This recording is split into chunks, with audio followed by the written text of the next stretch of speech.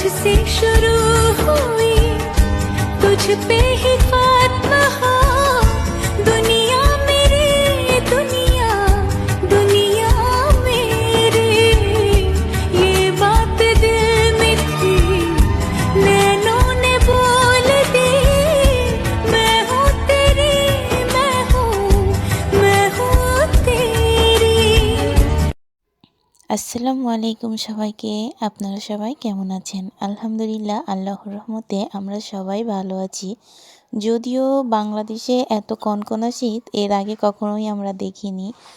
তো এর মধ্যে রাত্রেবেলা নিয়ে এসেছে আয়াতের বাবা মাছ। এত রাত্রেবেলা মাছ বাছার আমার মোটেও শখ নেই। তো এর মধ্যে দেখতেই পাচ্ছেন আয়াতের বাবা খুব সুন্দর করে মাছগুলো বেছে নিচ্ছে।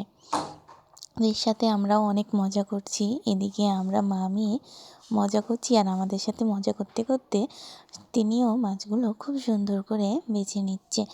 তাই বলে এখন অনেকেই বলবে ছেলে মানুষই করছে আর আমি ভিডিও করছি। এটা একান্তই আমাদের ব্যাপার, আর এটা নিয়ে কেউ বাজে মন্তব্য করবেন না। এই যে দেখতে পাচ্ছেন রাত বাজে 9টা। এই শীতের রাতে রাত 9টা মানে কত সময় নিশ্চয়ই আপনারা বুঝতে পারছেন। আর সারাদিন কাজ করে আমিও কিন্তু ক্লান্তই থাকি। তো এই যে আমাদের গামছাওয়ালা রাঁধুনি চলে এসেছে, সে এখন আমাদেরকে ফিশ ফ্রাই করে খাওয়াবে। তো এই যে মাছগুলো ধুয়ে কিন্তু খুব সুন্দর করে ফ্রিজে রেখে দিয়েছিল। যেহেতু আমি বলেছি আমি আজকে রান্নাবান্না রাত্রে কিছুই করতে পারবো না, পরে আবার আমরাই খেতে চাইছি। ঠান্ডা, অতিরিক্ত ঠান্ডা মাছগুলোকে ধুয়ে নিয়ে এসছে, কিন্তু সে তো আর হাত দেবে না, কারণ মশলায় হাত দিলে যে আবার হাত ধুতে হবে এই আলসেমিগুলো কিন্তু আমাদের সবারই হয়। তো একে একে মাছটা ভাজানোর জন্য যা যা মশলা লাগে একে একে সবগুলোই দিয়ে দিচ্ছে, কিন্তু সে কিন্তু হাত লাগাবে না। দেখতেই পাচ্ছেন সে ছেঁচকি দিয়ে খুব সুন্দর করে লেগে দিচ্ছে। এদিকে আমাদের ছোট্ট রাঁধুনিও চলে এসেছে, সে নাড়ানাড়ি শুরু করছে।